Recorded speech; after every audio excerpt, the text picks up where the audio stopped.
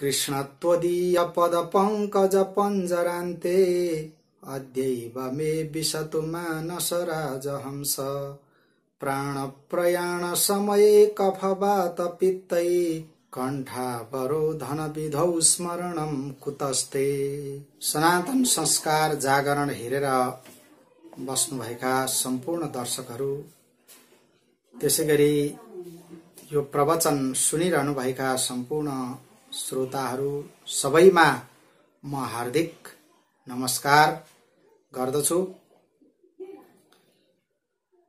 वैदिक सनातन धर्मका विभिन्न संस्कार संस्कृति जस्ता पक्षहरूमाथि प्रकाश पार्ने क्रममा आज म भदौ महिनाको कृष्ण पक्षको एकादशी व्रतका महात्म्यलाई लिएर यहाँहरू समक्ष उपस्थित भएको छु। भदौ महिनाको कृष्ण पक्षको एकादशीका सम्बन्धमा महाराज युधिष्ठिरले भगवान श्री कृष्णसँग पहिले जिज्ञासा गर्नुभएको छ। भदौ महिनाको कृष्ण पक्षको एकादशीका नाम के हुन्छन्, ती एकादशीका व्रत विधि कस्ता छन्, एकादशीको महात्म्य मलाई सुन्ने ज्यादै इच्छा भइरहेको छ।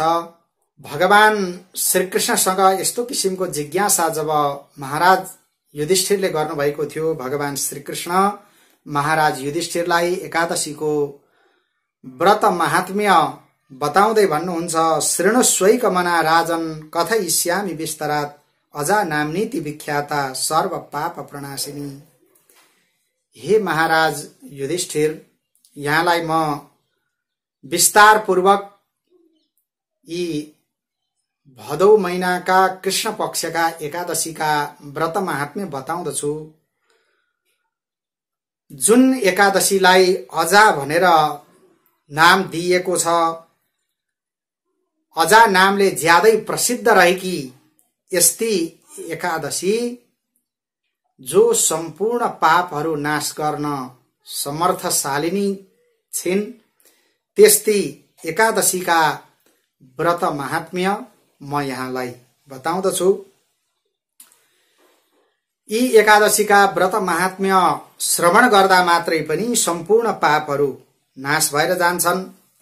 जसले भगवान ऋषिकेश भगवान श्रीकृष्णको दिव्य आराधना गरेर पूजा गरेर यी अजा नाम गरेकी एकादशीको व्रत गर्दछन् भने त्यस्ता भक्तहरूका, त्यस्ता साधकहरूका सम्पूर्ण पापहरू नष्ट भएर जान्छन्।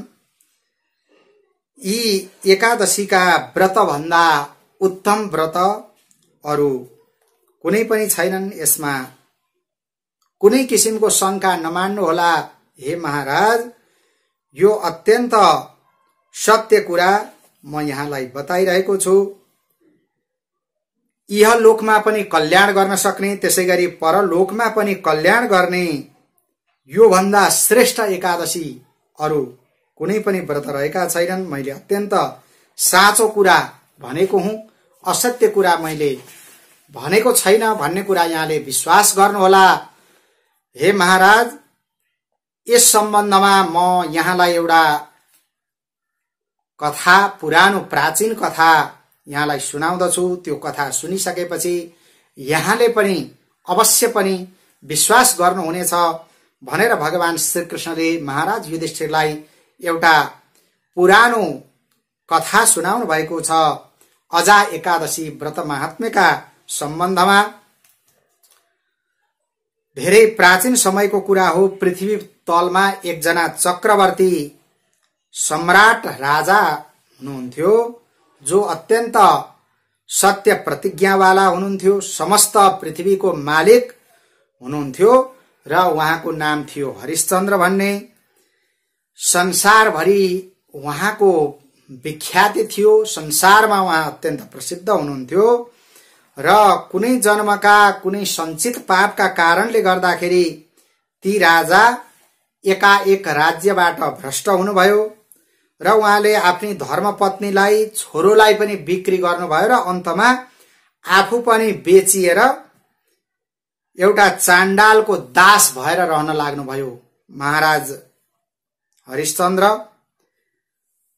त्यस्तो अवस्थामा पनि महाराज हरिश्चन्द्रले सत्यव्रतलाई छाड्नु भएन र उहाँको काम थियो मरेका मुर्दाहरूको लुगा फाटोहरू बटुल बाटुल पारेर ती लुगाहरू त्यसैगरी करहरू त्यो मसान घाटबाट उठाउने यस्तो किसिमको कार्यमा राजा हरिश्चन्द्र लाग्नु भएको थियो।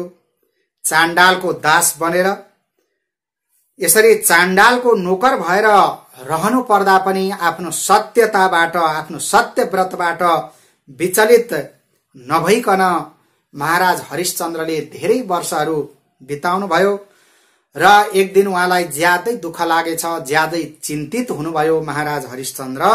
अब म के गरौं, कसो गरौं, कहाँ जाऊं, के गर्दाखेरि मेरो उद्धार हुन सक्ला भनेर यस्ता प्रकारले पाप रूपी समुद्रमा डुबेका ती महाराज हरिश्चन्द्रले अत्यन्त दुखित भएर आफूलाई त्यो एक किसिमको विरह अग्निमा जलाइरहनु भएको थियो। त्यसै समयमा राजालाई ज्यादै दुखित देखेर एकजना मुनीश्वर त्यहाँ प्रकट हुनुभयो। परोपकारणार्थाय निर्मितो ब्रह्मणा द्विज शतम दृष्ट्वा द्विजवरम ननाम नृपसत्तमः।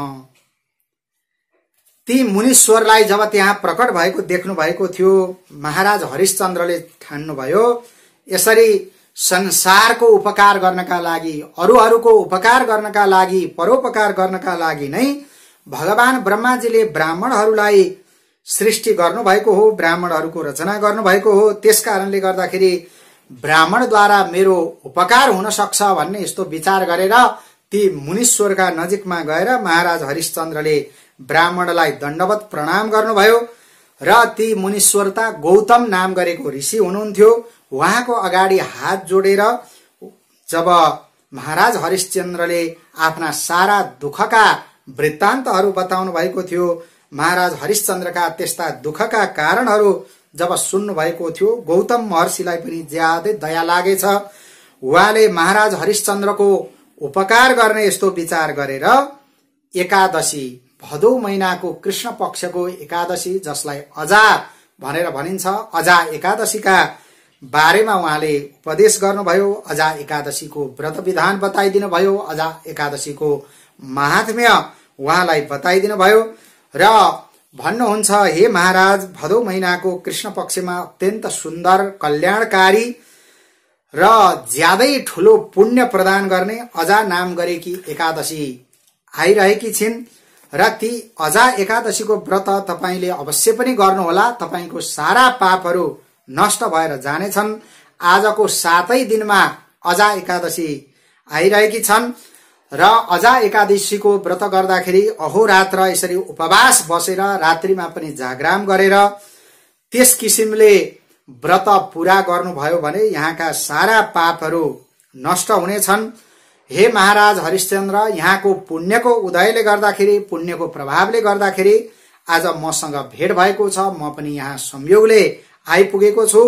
अब यहाँले अवश्य पनि अजा एकादशीको व्रत गर्नुभयो भने यहाँको कल्याण हुनेछ भनेर मुनीश्वर गौतम त्यहाँबाट अन्तर्धान हुनुभयो र राजा हरिश्चन्द्रले पनि त्यो कुरो जब सुन्नु भएको थियो, मुनीश्वरलाई उहाँले प्रणाम गर्नुभयो। त्यहाँबाट आएर चाण्डालको भवनमा नै बसेर उहाँले अजा नाम गरेकी एकादशीको त्यो उत्तम व्रत जब पूरा गर्नुभएको थियो, उहाँका सारा जे जस्ता पापका राशिहरू थिए ती पापका राशिहरू एकादशी व्रत पूरा गर्ने बित्तिकै समाप्त भएर गए, भस्म भए। महाराज युधिष्ठिरलाई बताउँदै भगवान श्रीकृष्ण आज्ञा हुन्छ, हे महाराज, यसरी यस्तो किसिमको व्रतको प्रभाव छ र जुन धेरै धेरै पापहरू भएका छन्, धेरै वर्षसम्मको कष्ट भोग्नु पर्नेछ, दुःख भोग्नु पर्नेछ, त्यस्तो छ भने पनि जसले अजा एकादशीको व्रत पूरा गर्नुहुन्छ भने उहाँहरूका सारा दुःख, कष्ट, पापहरू सबै नष्ट भएर जान्छन्। अजा एकादशीको व्रत गरिसकेपछि त्यो व्रतको प्रभावले गर्दाखेरि महाराज हरिश्चन्द्र पनि दुःखबाट पार हुनुभयो।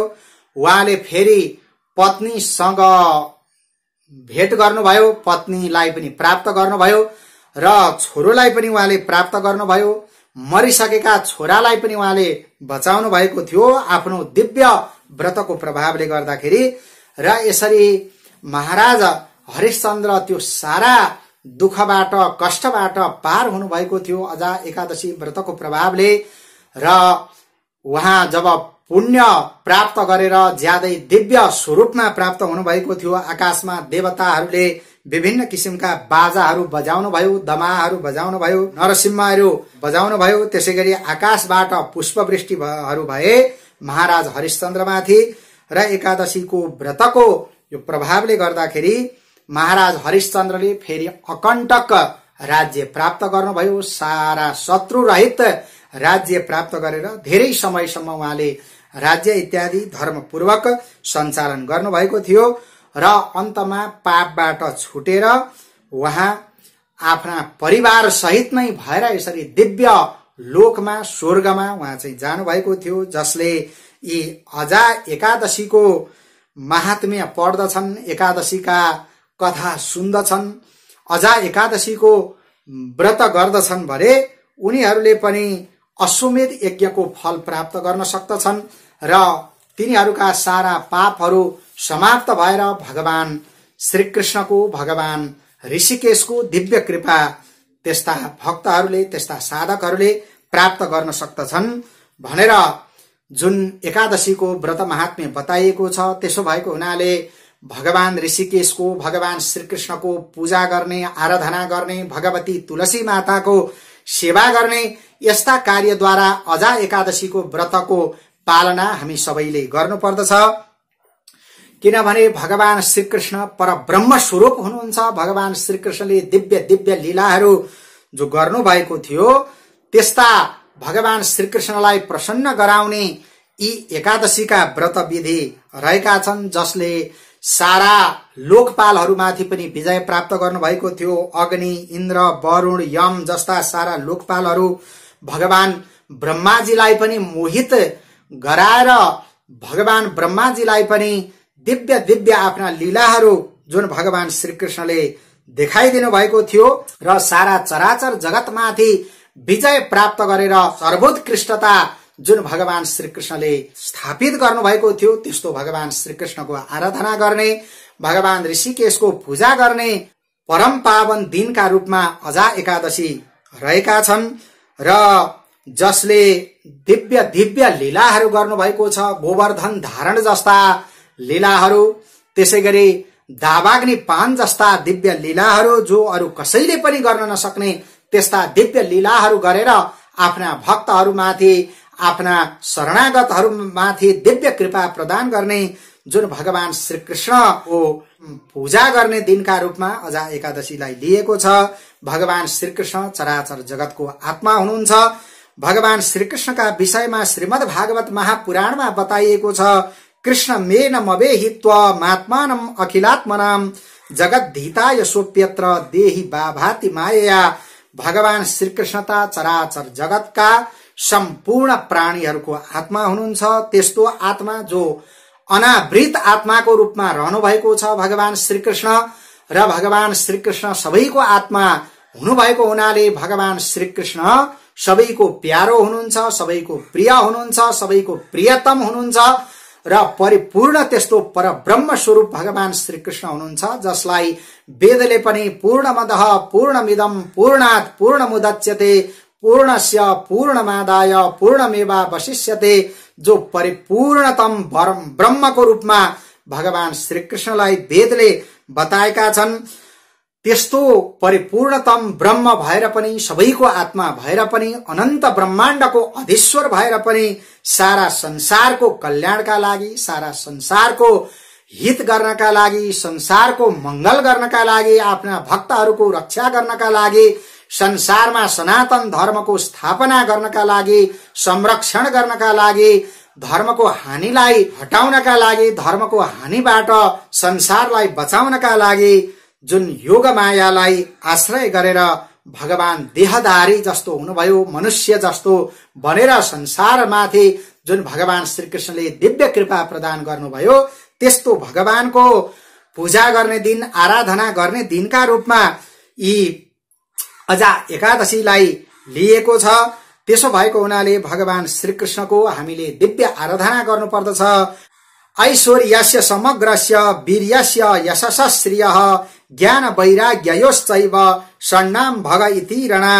जुन भगवान श्रीकृष्णका विषयमा 6 किसिमका ऐश्वर्यहरूले परिपूर्णतम ब्रह्मको रूपमा भगवान श्रीकृष्ण हुनुहुन्छ भनेर भगवान श्रीकृष्णलाई बताइएको छ। सम्पूर्ण ऐश्वर्यहरू धर्मको पालना, यश, कीर्ति, त्यसैगरी श्री, ज्ञान, वैराग्य 6 किसिमका धर्महरूलाई भगवानले जो आफूमा धारण गर्नु भएको छ, त्यसले गर्दा भगवान श्रीकृष्ण चराचर जगतको परिपूर्णतम ब्रह्मका रूपमा भगवान श्रीकृष्ण रहनु भएको छ। भगवान श्रीकृष्णको पूजा गरेर, भगवान श्रीकृष्णको आराधना गरेर, भगवान श्रीकृष्णको गुणानुवाद गरेर यी एकादशी व्रतलाई हामीले पूरा गर्नुपर्दछ। र यसो गर्न सक्यौं भने भगवान श्रीकृष्ण हामीमाथि प्रसन्न हुनुहुनेछ र भगवानको दिव्य कृपा हामीले प्राप्त गर्न सक्नेछौं। आफ्नो जीवनलाई हामीले सफल बनाउन सक्नेछौं। आज भगवान श्रीकृष्णका समक्षमा म यी सारा वाणीहरू समर्पित गर्दछु। ओम नमो भगवते वासुदेवाय।